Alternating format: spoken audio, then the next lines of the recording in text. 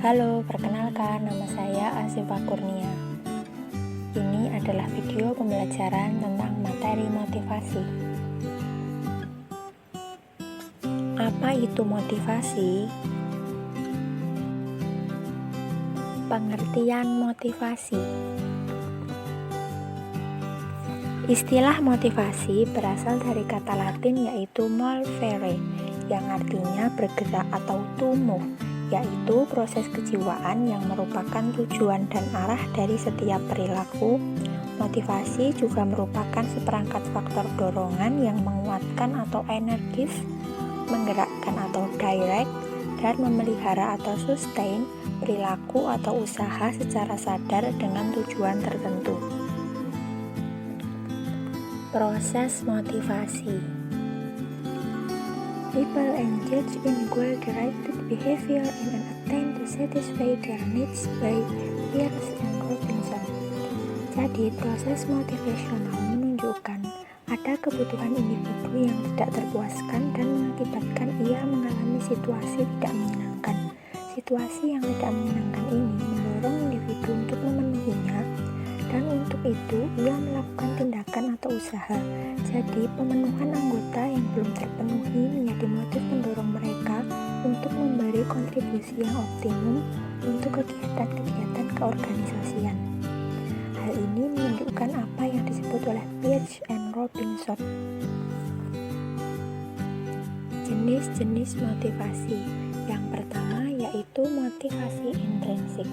Motif-motif yang menjadi aktif atau berfungsi tidak perlu dirangsang dari luar, karena dalam diri setiap individu sudah ada dorongan untuk melakukan sesuatu. Yang kedua yaitu motif intrinsik. Motif-motif yang aktif dan berfungsinya karena adanya perangsang dari luar. Bentuk-bentuk motivasi. Yang pertama yaitu motivasi positif, adalah proses untuk mencoba mempengaruhi orang lain agar mereka dapat melakukan sesuatu pekerjaan seperti yang kita inginkan dengan cara memberikan kemungkinan untuk mendapatkan hadiah. Contohnya yaitu yang pertama penghargaan atas pekerjaan yang baik, yang kedua pengarahan, pembinaan, dan pengendalian dari atasan yang sehat atau menyenangkan, tiga diberikannya pola kerja yang terarah dan efektif bagi bawahan untuk melaksanakan pekerjaan. Motivasi yang kedua yaitu motivasi negatif, merupakan proses mempengaruhi orang lain untuk melaksanakan suatu tugas pekerjaan sesuai dengan yang kita harapkan dengan menggunakan pendekatan kekuatan keiktisaan. Artinya bahwa agar bawahan mau dan melaksanakan pekerjaan dengan baik, seorang pemimpin menggunakan kedudukan dan kekuasaannya untuk menakuti bawahan, sehingga dengan ketakutan tersebut akan dapat mendorong bawahan melaksanakan pekerjaannya.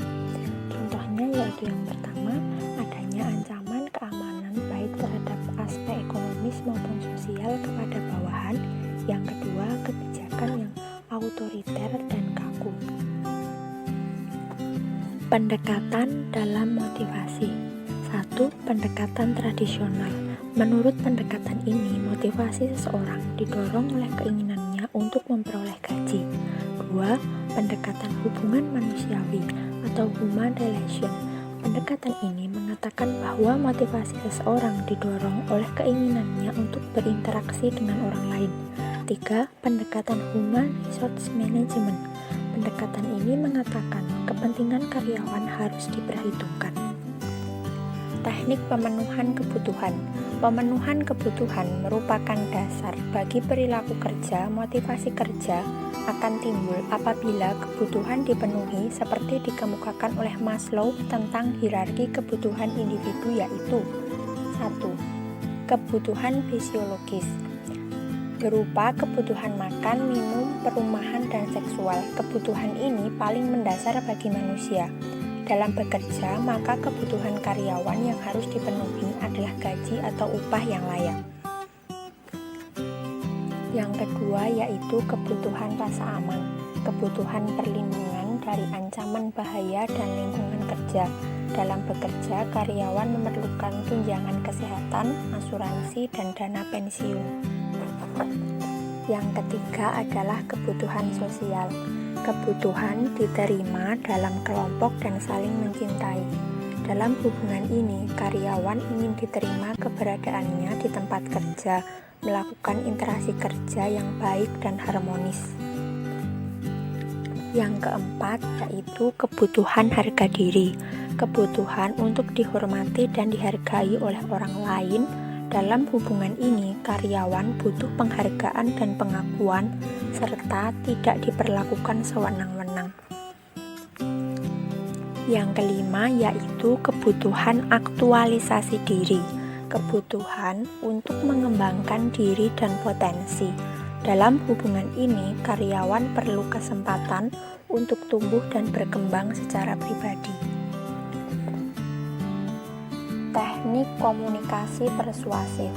Teknik komunikasi persuasif adalah satu teknik memotivasi kerja yang dilakukan dengan cara mempengaruhi dari luar diri. Teknik komunikasi persuasif dapat dilakukan dengan cara sebagai berikut. A. Attention atau perhatian yang penuh. B. Desire atau hasrat dan keinginan membara. C. Interest yaitu minat dan kepentingan. D. Decision yaitu keputusan yang tepat. E. Action artinya tindakan yang nyata. F. Satisfaction artinya kepuasan atas hasil yang dicapai. Alat motivasi.